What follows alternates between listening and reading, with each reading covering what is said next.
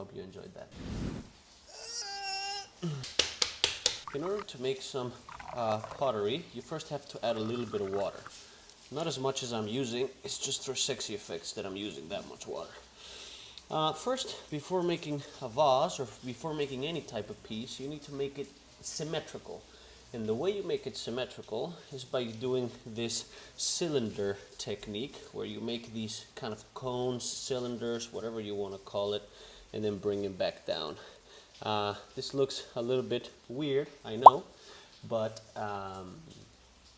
it is what it is. So, lights out. Water me with tears.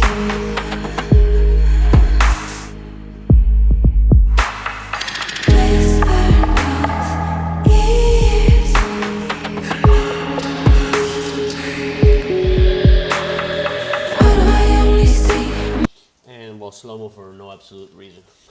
But anyways, you should do this around 2 or 3 times, and around on the 3rd time you should already have kind of like a similar consistency throughout the whole clay. So I'm going to keep going up.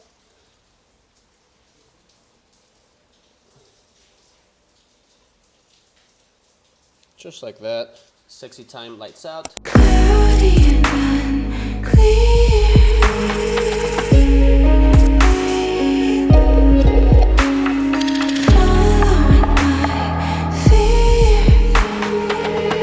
And continue.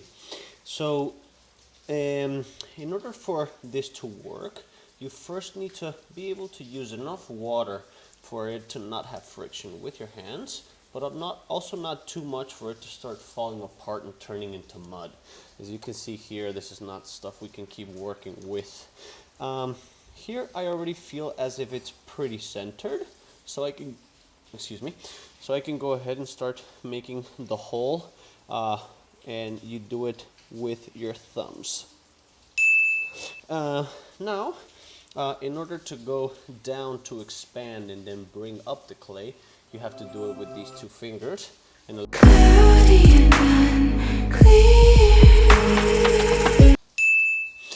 now you go down, not all the way down because you don't want to reach the bottom. If you reach the bottom, well, your vase will not have a base.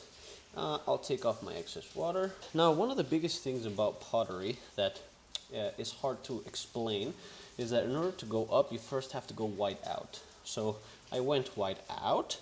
Now I can go in at the bottom, and I can start to go up to bring up my cylinder. So today we're going to be making kind of a weird shape. So I'm going to prepare my cylinder very narrow and tall. Now, I want to bring this as tall as I can and as narrow. So I'm going to pressure the bottom here. It's going to destabilize just a little bit, but then I'm going to bring all this up, and then I'm going to bite it. Just kidding. Until I can get it as tall as I can. I'm going to go ahead and cut whatever I did wrong. Usually what comes out wrong is all of the asymmetry that you can see at the top. But I'll cut it, fix up a little bit of the rim, and then I can go ahead and start to go down. So sexy time, lights out.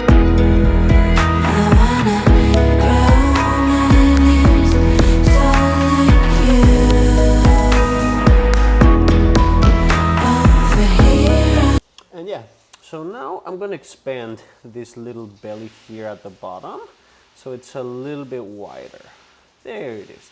I'm not going to go too much more, but I am going to grab onto my clay here and bring this back up here so I can enjoy my flower vase. I want it really thin, tall, and working well, and this is kind of what it looks like now. I'm going to go ahead and close it just a little bit more. I can't do it too much because it'll destabilize the top, but this is kind of what it's going to look like. I'm going to clean this part here. This clay was around 4 or 5 kilos. In terms of its size, for a professional, this is quite small, but for video purposes and for beginners, this should work just fine. I hope you enjoyed that. Please like and subscribe.